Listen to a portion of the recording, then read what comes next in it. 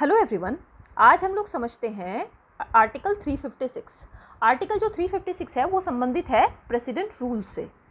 कैसे लगता है? देखिए, ये जो आर्टिकल है इसमें कहा गया है कि अगर राज्य के अंदर जो कॉन्स्टिट्यूशनल मशीनरी है वो फेल हो गई है, मतलब राज्य की जो सरकार है वो कॉन्स्टिट्यूशन के अकॉर्डिंग काम नहीं कर रही है, तो राज्य के जो राज्यपाल हैं वो प्रेसिडेंट को ये संस्तुति कर सकते हैं कि आप राज्य के अंदर प्रेसिडेंट रूल लगा दीजिए। सिंपल। अब देखिए, जब प्रेसिडेंट रूल लगेगा, ये लगेगा किस तरीके से, इसका प्रोसीजर क्या है? ये शुरुआत में लगेगा फॉर 6 मंथ्स, 6 महीने के लिए, मैक्सिमम टाइम 3 साल, करेक्ट। लेकिन क्या हुआ कि इसका मिसयूज़ बहुत हुआ। मतलब अगर सेंटर में अलग सरकार है और राज्य में अलग सरकार है, कुछ मतभेद हो गए तो बहुत इसका मिसयूज़ किया जाने लगा। इसी वजह से गवर्नर को कई बार सेंटर का एजेंट भी कहा जाता है।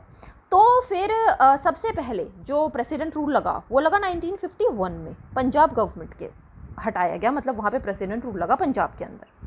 अच्छा, सबसे ज़्यादा इसका मिसयूज़ करने का जो क्रेडिट जाता है वो जाता है इंदिरा गांधी जी की सरकार को। इंदिरा गांधी जी ने 1966 से लेके 1977 तक 39 बार 39 टाइम्स प्रेसिडेंट रूल का इस्तेमाल किया। अच्छा, फिर 1977 में 78 में आया क्या, 44th अमेंडमेंट एक्ट, जो कि मोरारजी देसाई उस समय प्रधानमंत्री थे और जनता पार्टी की सरकार थी, वो इसे लेकर आए। उन्होंने इसके अंदर कुछ मॉडिफिकेशन किए, कुछ चेंज किए। क्या चेंज किए कि देखिए, ये 1 साल तक लगना चाहिए अगर किसी को लगाना है तो। 1 साल के बाद यदि ये लगेगा तो उसमें 2 कंडीशन होंगी।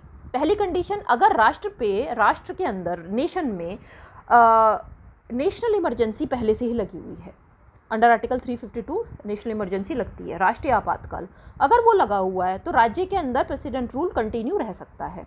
दूसरी कंडीशन, अगर इलेक्शन कमीशन को ये लगेगा कि राज्य के अंदर ऐसी स्थिति नहीं है कि राज्य में इलेक्शन करवाए जा सकते हैं, तो फिर प्रेसिडेंट रूल लगा रह सकता है। उन्होंने ये कंडीशन दी। अच्छा, इसमें होता क्या है? इसमें ये होता है कि जो राज्य की सरकार है वो सस्पेंड हो जाती है, सारी जो पावर है वो सेंट्रल गवर्नमेंट के पास चली जाती है, या ये कहें कि वो गवर्नर के पास चली जाती है, जो कि प्रेसिडेंट के अकॉर्डिंग, मतलब गवर्नमेंट जो सेंटर है उसके अकॉर्डिंग काम करते हैं। जो यहाँ तक कि मतलब जैसे कि जो भी बिल्स है, यहाँ की जो लेजिस्लेटिव असेंबली या फिर अगर लेजिस्लेटिव काउंसिल है वो भंग हो जाता है, और सारे के सारे काम जो होते हैं वो गवर्नर के द्वारा राष्ट्रपति जी के अनुसार, मतलब सेंट्रल गवर्नमेंट के अनुसार किए जाते हैं। ये होता है इसके अंदर, ठीक है।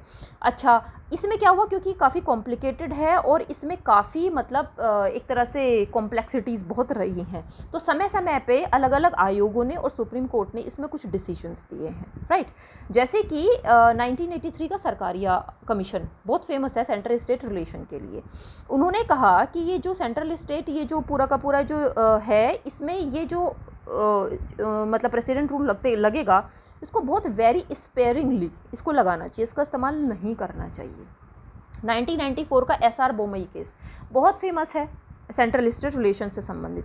उन्होंने इसके अंदर, मतलब सुप्रीम कोर्ट ने इसमें कि अगर ऐसा लगता है तो जुडिशियल रिव्यू की उन्होंने वर्डिक्ट दिया कि अगर लगाते हो तो उसका जुडिशियल रिव्यू किया जा सकता है, ठीक है।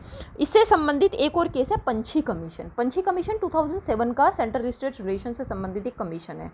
उन्होंने कहा कि अगर सेंट्रल गवर्नमेंट को या राज्य को या गवर्नर को ये लगता है कि भाई यहाँ पे कहीं पे कुछ स्थिति कॉन्स्टिट्यूशनल मशीनरी के हिसाब से नहीं चल रही है, मतलब कॉन्स्टिट्यूशन के अकॉर्डिंग नहीं चल रही है, तो उस पर्टिकुलर एरिया के अंदर प्रेसिडेंट रूल लगाया जा सकता है। उन्होंने ये रिकमेंडेशन दी, मतलब उन्होंने लोकलाइज्ड इमरजेंसी का एक रिकमेंडेशन दी, राइट। तो देखिए, ये था हमारा प्रेसिडेंट रूल, मतलब अंडर आर्टिकल 356। आपको उम्मीद है समझ में आया होगा। Thank you so much for watching and take care.